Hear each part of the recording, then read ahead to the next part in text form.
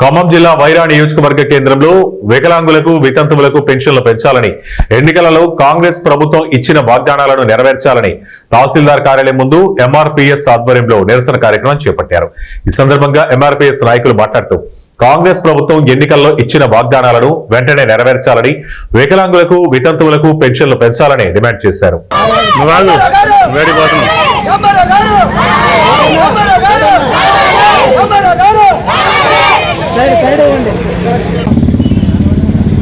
మేనిఫెస్టోలో గత ఎన్నికల సందర్భాల్లో కాంగ్రెస్ ప్రభుత్వం రేవంత్ రెడ్డి వికలాంగులకు వితంతువులకు వృద్ధులకు ఒంటరిమహిళలకు నేత గీత కార్మికులకు ఇచ్చినటువంటి హామీ ఏదైతే ఉన్నదో ఆ హామీని అమలు చేయకుండా 2000 రూపాయల పెన్షన్ 4000 ఇస్తామని చెప్పేసి మాట్లాడిన ముఖ్యమంత్రి రేవంత్ రెడ్డి గారు, వికలాంగులకి 6000 రూపాయలు పెన్షన్ చేస్తామని మాట్లాడిన రేవంత్ రెడ్డి గారు ఇప్పటికి 2 సంవత్సరాలు గడుతున్నా కూడా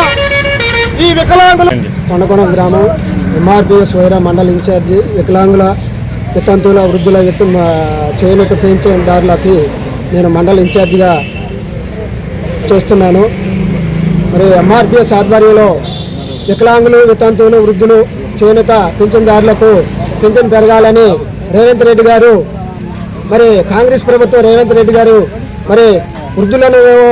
మీరు మా తండ్రులు మా తల్లులు అన్నాడు, మరి వితంతులు ఒంటరి మహిళలు నా చెల్లెలు అన్నారు, వికలాంగులు నా తోబుట్టువులు అన్నాడు. కనీసం 22 నెలలు అయినా కూడా ఈ రోజు వరకు కూడా పింఛన్ పెరగకపోవడం చాలా దుర్మార్గం అని,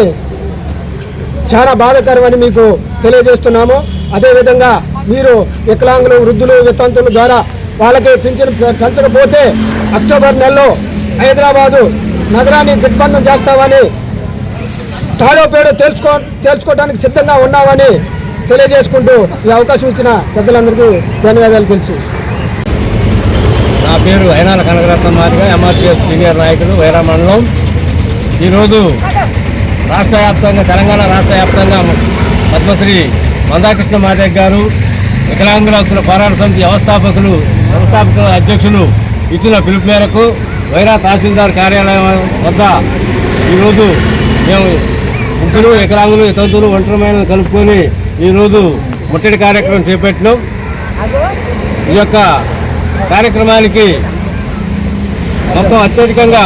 వచ్చినటువంటి ముగ్గురు వికలాంగులు వితంతువులు అందరికీ నా హృదయపూర్వక ధన్యవాదాలు తెలియజేసుకుంటూ, ముఖ్యంగా